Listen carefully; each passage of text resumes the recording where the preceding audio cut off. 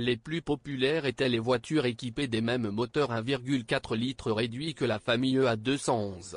Elles représentaient plus de 60% des ventes de voitures avant restylage.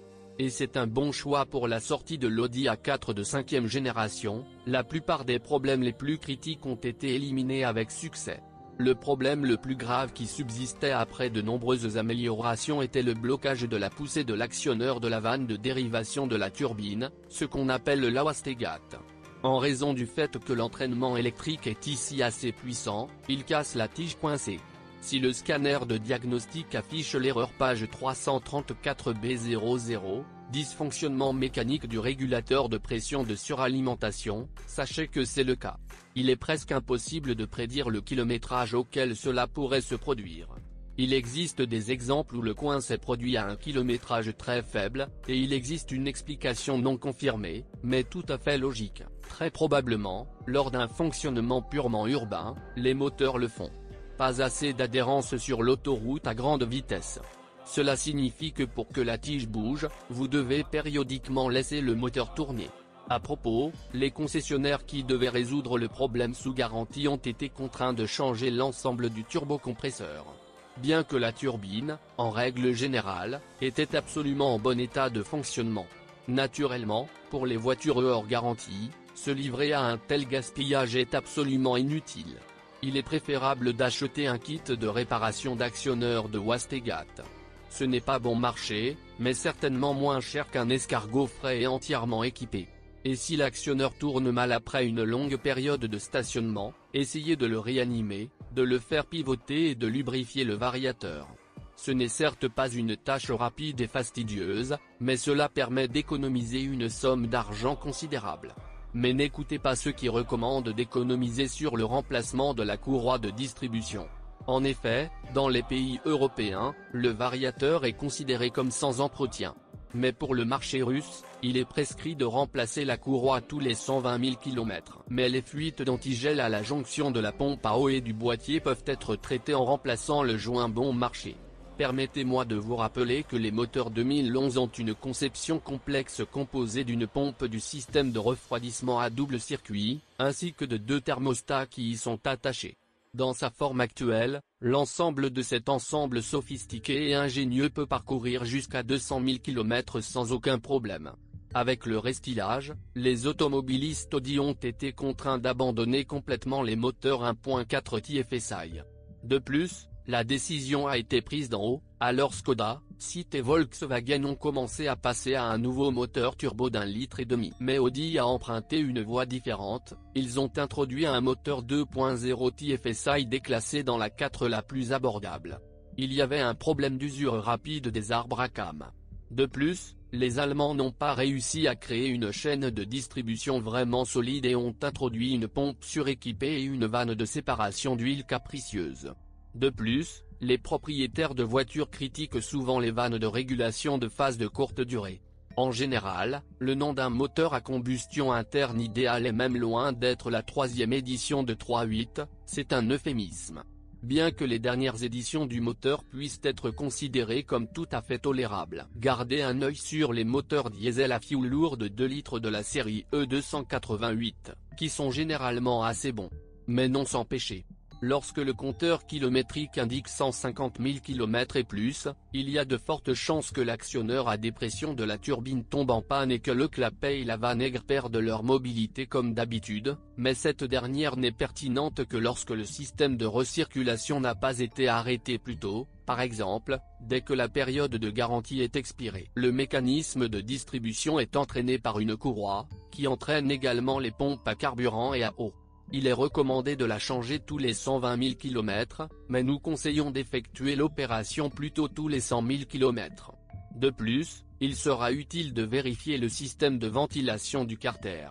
Si des traces de buée sont visibles sur le tube, cela signifie qu'il est conseillé de remplacer la vanne à membrane située à l'intérieur du couvercle de soupape. En 2018, la société a présenté une gamme mise à jour de moteurs diesel. Ces moteurs ont un bloc en aluminium, des chemises en acier et d'autres conceptions modernisées.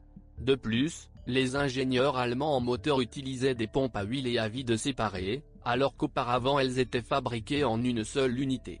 Hélas, il n'y a toujours pas d'avis judicieux de la part des mécaniciens ou des propriétaires sur ce nouveau produit.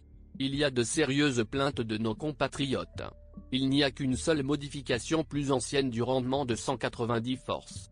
Il faut de l'urée pour 1000 km, il faut environ 1 litre, mais la qualité de la composition coulée doit être impeccable. Selon les normes modernes, la famille B9 disposait d'une gamme de boîtes de vitesse presque idéale.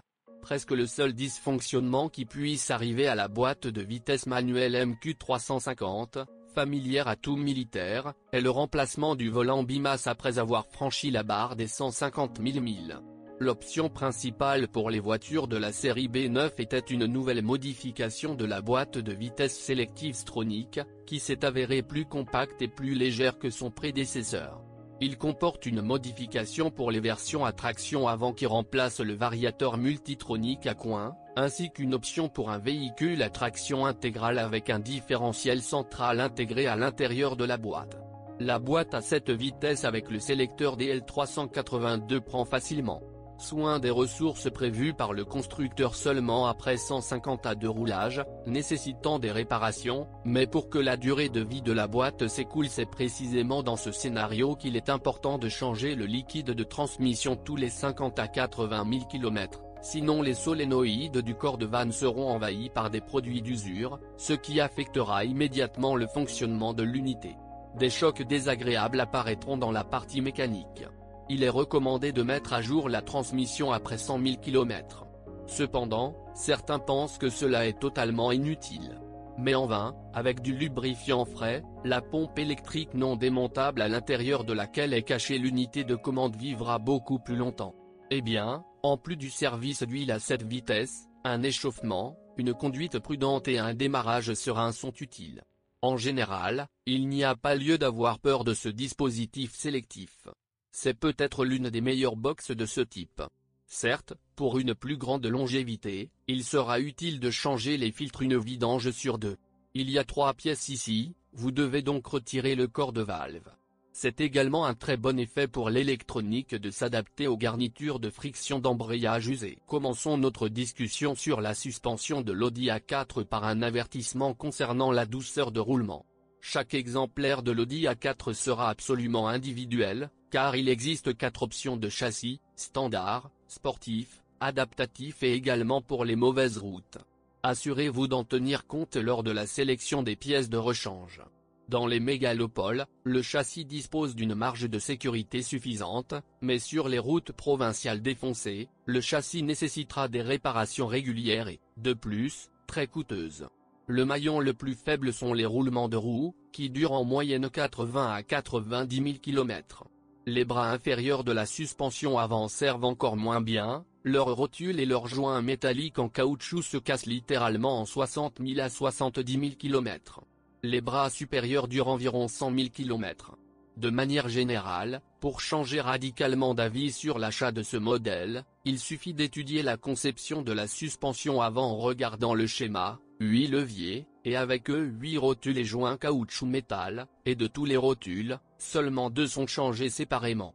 Comment aimez-vous la conception du faux châssis, qui se compose de 2 parties, les bras inférieurs sont fixés à l'arrière en acier, et la barre anti-roulis en aluminium et le mécanisme de direction sont fixés à l'avant. La situation à l'arrière est meilleure, la suspension arrière nécessite rarement une attention un peu avant 200 000 km.